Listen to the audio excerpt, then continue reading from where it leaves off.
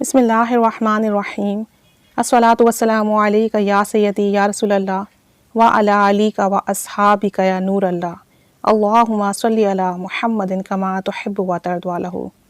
درود شریف پڑھنے کی بہت فضیلت و برکات ہیں اور درود پاک پڑھنے کی بہت زیادہ برکات ہیں، اتنی کہ ہم اسے لفظوں میں بیان نہیں کر سکتے۔ اور درود پاک پڑھنے والے پر ایسی ایسی کرم نوازیاں ہوتی ہیں، ایسی ایسی رحمتیں نازل ہوتی ہیں، ایسی ایسی برکات ملتی ہیں کہ جن کو ہم سوچتے ہیں تو حیران رہ جاتے ہیں کہ مجھ گنہگار بندے پر اللہ کا اتنا فضل اور کرم ہو گیا۔ اکثر لوگ یہ کہتے ہیں کہ ہم درود شریف پڑھتے ہیں، کبھی شروع میں جب پڑھنا شروع کیا تھا یا کبھی اکثر ایسا ہوتا ہے کہ بہت توجہ دھیان سے پڑھ لیا جاتا ہے، فوکس دھیان بہت اچھا بنتا ہے، تصور بہت اچھا بنتا ہے اور کیفیت بہت اچھی ہوتی ہے۔ درود شریف پڑھتے ہوئے دل میں خوشی محسوس ہوتی ہے، ایک لطف محسوس ہوتا ہے۔ کبھی کبھی درود شریف پڑھتے ہوئے آنکھوں سے آنسو بھی جاری ہو جاتے ہیں اور ایسی سرور اور کیفیت کا عالم ہوتا ہے کہ زندگی کے کسی اور کام میں دل نہیں لگتا، بس دل چاہتا ہے درود شریف کا ورد کرتے رہیں۔ لیکن تھوڑا عرصہ گزرا ہے اور اب درود پاک کی وہ کیفیت نہیں ہے، وہ لطف نہیں ہے، وہ سرور نہیں ہے، اور جو اکثر آنسو آ جاتے تھے پڑھتے ہوئے وہ بھی نہیں ہو رہا۔ اکثر جو ہم پڑھتے ہوئے فوکس کرتے تھے، دھیان کرتے تھے، تصور بناتے تھے، اب وہ بھی نہیں بنتا۔ اب ہم سے درود شریف نہیں پڑھا جا رہا۔ پہلے ہم 10,000 مرتبہ کم و بیش درود شریف پڑھ لیا کرتے تھے، اب 1,000 بھی نہیں پڑھا جا رہا۔ تو اس طرح کی باتیں سن کے بہت تکلیف ہوتی ہے اور بہت دکھ ہوتا ہے۔ دیکھیں، ایک بات آپ اپنے ذہن میں رکھیں کہ جو بھی ہم نیکی کرتے ہیں اس کی توفیق اللہ کی طرف سے۔ اگر آپ کی کیفیت بنتی ہے تو یہ بہت بڑی نعمت ہے کہ اللہ تعالیٰ نے آپ کو نعمت عطا کی اور درود شریف پڑھتے ہوئے کیفیت بن گئی، سرور آنا شروع ہو گیا، لطف ملنا شروع ہو گیا، اللہ تعالیٰ کا قرب محسوس ہوا، نبی کریم صلی اللہ علیہ وآلہ وسلم کا دھیان اور تصور محسوس ہوا۔ تصور اور دھیان کے ساتھ درود شریف پڑھنے کی عظیم نعمت میسر آئی۔ یہ سب کچھ اللہ تعالیٰ کی کرم نوازی تھی، اس نے عطا کیا۔ لیکن یہ جو قلب ہے، ہمارا دل ہے، اس کی کیفیت بدلتی رہتی ہیں۔ کبھی اس میں خوشی ہوتی ہے، کبھی سرور ہوتا ہے، کبھی مایوسی ہوتی ہے، کبھی دکھ ہوتا ہے اور کبھی کچھ بھی نہیں ہوتا۔ یعنی ہمارا قلب جو ہے اس کی کیفیت بدلتی رہتی ہیں۔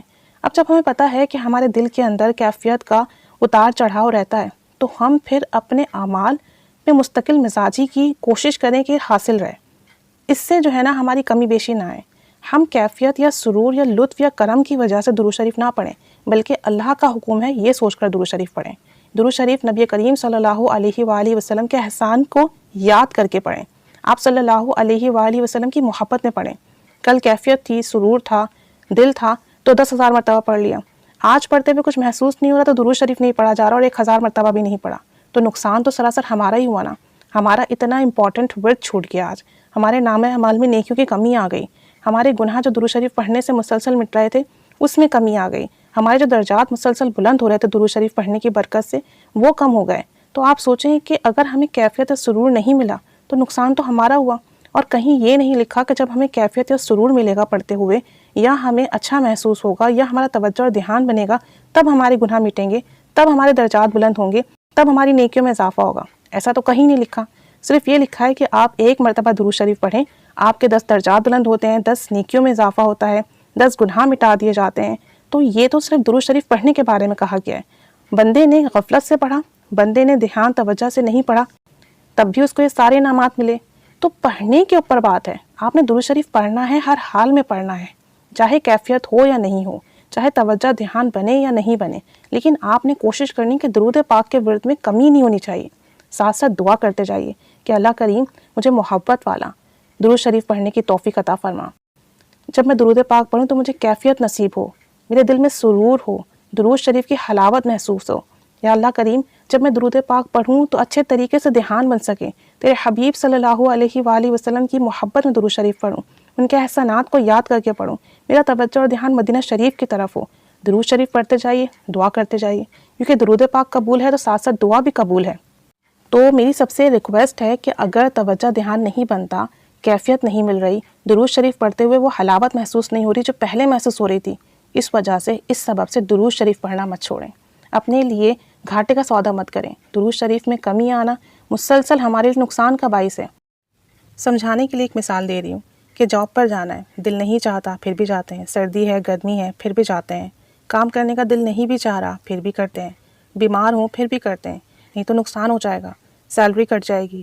اسٹوڈنٹس ہوتے ہیں، بیمار ہوتے ہیں، لیکچر لینے کا دل نہیں چاہتا، ایگزامز کے لیے ہمت نہیں ہے پیپر دینے کی، پھر بھی دیتے ہیں کیونکہ پتہ ہے کہ سال ضائع ہو جائے گا، ہمارے نقصان ہو جائے گا، ہمیں پریشانی اٹھانی پڑے گی آگے چل کے. تو دنیاوی معاملات جو کہ عارضی ہیں، جن کا نفع بھی عارضی ہے، اس کے لیے ہم اتنے پریشان ہوتے ہیں کہ کیفیت نہ ہو، طبیعت ٹھیک نہ ہو، یا ہمارے دل نہیں چاہ رہا ہو، یا مصروفیت ہو، پھر بھی وہ ذمہ داری پوری کرتے ہیں. تو درود شریف سے دنیا کے لیے بھی کافی ہے، آخرت کے لیے بھی کافی ہے، ہمارے لیے آسانی کا سبب پیدا کرنے والا عمل ہے. اس کے لیے ہم یہ سوچتے ہیں کہ کیفیت ہو تو پڑھیں گے، توجہ دھیان ہوگا تو پڑھیں گے، اگر ہمارے ساتھ مصروفیت ہے تو فری ہوں گے تب پڑھیں گے. اس کے لیے بھی ایسے ہی سوچیں کہ نقصان ہو جائے گا اگر نہیں پڑھوں گا، میرا ایک دن ضائع ہو جائے گا، میرے نامہ اعمال میں ایک دن میں نیکیوں میں کمی آ جائے گی. ان تمام سوچوں کے ساتھ پڑھیں کہ کسی بھی حال میں مجھے اپنا نقصان نہیں کرنا ہے، کسی بھی حال میں کسی ایک دن میں مجھے درود شریف کے ورد میں کمی نہیں لانی ہے. اور صحیح امتحان تو بندے کا شروع ہی اس وقت ہوا جب اس کے پاس نہ احساس تھا، نہ کیفیت ہے، نہ کسی قسم کا سرور مل رہا ہے اسے پڑھنے میں، اور مصروفیت بھی ہے، پھر بھی وہ پڑھے. یہی آپ کا صحیح امتحان ہے. اسی وقت آپ کو چیک کیا جا رہا ہے کہ آپ مصروف ہیں، زندگی میں پریشان ہیں، معاملات زندگی جو ہے آپ کی اپسیٹ ہے، پھر بھی آپ درود شریف پڑھ رہے ہیں، مصروف ہیں، وقت نکال کے پڑھ رہے ہیں، آپ کو سرور محسوس نہیں ہو رہا، آپ کو دل میں جو ہے دکھ ہے، غم ہے، پھر بھی آپ درود شریف پڑھ رہے ہیں. تو یہی آپ کا چیکنگ پوائنٹ ہوتا ہے. اسی وقت آپ کو چیک کیا جاتا ہے کہ اس بندے کو ایک نعمت دی، ایک ذکر کرنے کی توفیق دی، اب چونکہ اس بندے کا دل نہیں لگ رہا یا اس بندے کو پریشانی ہے، تو یہ اپنا ورد کنٹینیو رکھتا ہے یا نہیں رکھتا. جب اللہ نے سہولتیں دیں، آسانیاں دیں، کیفیت دیے، جب اللہ نے دل میں محبت ڈالی، اس وقت پڑھا، تو اس وقت تو نعمتوں کے ساتھ پڑھا.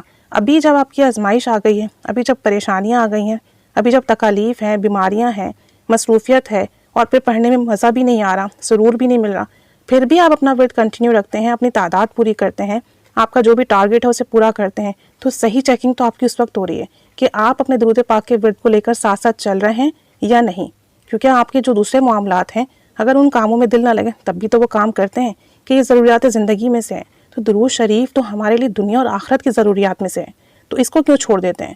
تو اگر کوئی بھی مسئلہ آ جائے، درود شریف کے ورد میں کمی نہیں کرنا، اور ذہن میں یہی رکھنا ہے کہ یہی میرا چیکنگ پوائنٹ ہے کہ آج میں پریشان ہوں، مصروف ہوں، تنگی کا شکار ہوں، یا میں جو ہوں بیمار ہوں، اب میرا ورد چلتا ہے یا نہیں چلتا، اب مجھے ہر حال میں درود شریف کا ورد کنٹینیو رکھنا ہے. تو ایسے موقع پر تو کبھی بھی درود شریف پڑھنا نہ چھوڑیں، لازمی ورد کیا کریں. تو درود شریف پڑھیے، ہر حال میں پڑھیے، ہر کیفیت کے ساتھ پڑھیے. اللہ کریم ہمیں کثرت سے، محبت سے، توجہ، ادب، احترام کے ساتھ درود و سلام پڑھنے کی توفیق عطا فرمائے. آمین بجاہ النبی الآمین صلی اللہ علی محمد صلی اللہ علیہ وآلہ وسلم. اللہم صلی علی محمد کما تحب و ترضی.